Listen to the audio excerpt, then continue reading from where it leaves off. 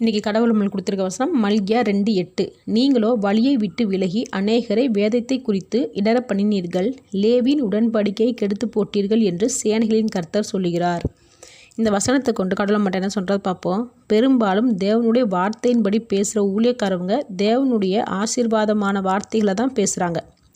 கடவுள் கோபத்தோடு கண்டித்த வார்த்தைகளை பேசுகிறதே இல்லை, போதிக்கிறதும் இல்லை.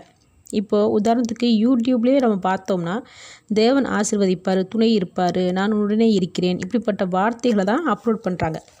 இதில் எந்த தப்பும் இல்லை. ஆனால் தேவனுடைய கடிந்து கொள்ளுதலான வார்த்தைகளையும் நம்ம பேசணும். தேவன் ஒரு விஷயத்தில் கோவப்பட்டு பேசுகிறாருன்னா அதையும் நம்ம எடுத்து சொல்லணும். உதாரணத்துக்கு உபாகமம் 1:42 தேவன் சொல்கிறாரு, நீங்கள் உங்கள் எதிரிகளோட சண்டை போட போகாதீங்க, நீங்கள் வெற்றியை பார்க்க மாட்டீங்க, ஏன்னா நான் உங்கள் நடுவே இரேன்னு சொல்லியிருப்பார். இப்படிப்பட்ட வசனத்தை அப்லோட் பண்ணவே மாட்டாங்க. ஏன் தேவன் கோபத்தோடு இப்படி பேசுகிறாருன்னு எல்லா மனுஷர்களையும் சிந்திக்க வைக்கணும்.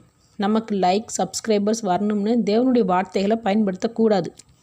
முதல்ல தேவன்கிட்ட கேட்கணும், இன்றைக்கி நான் எதை குறித்து ஆண்டவரை பேசணும்னு. அப்போது தேவன் வெளிப்படுத்துகிற வார்த்தைகளை குறித்து போதிக்கணும், பேசணும். நம்மளோட இஷ்டத்துக்கு நம்மளோட ஆதாயத்துக்காக செய்கிற ஊழியம் பக்தி இல்லாத ஊழியம். அது என்றைக்குமே தேவன் ஆசீர்வதிக்க போகிறதே இல்லை.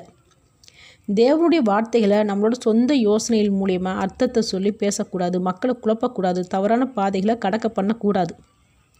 தேவனுடைய வார்த்தைகளை லாபத்துக்காக பயன்படுத்துகிற எந்த ஊழியக்காரனும் உண்மையான ஊழியக்காரங்களே இல்லை. எந்தவித லாபத்தையும் எதிர்பார்க்காம செய்கிற ஊழியக்காரங்களே உண்மையான ஊழியக்காரங்க.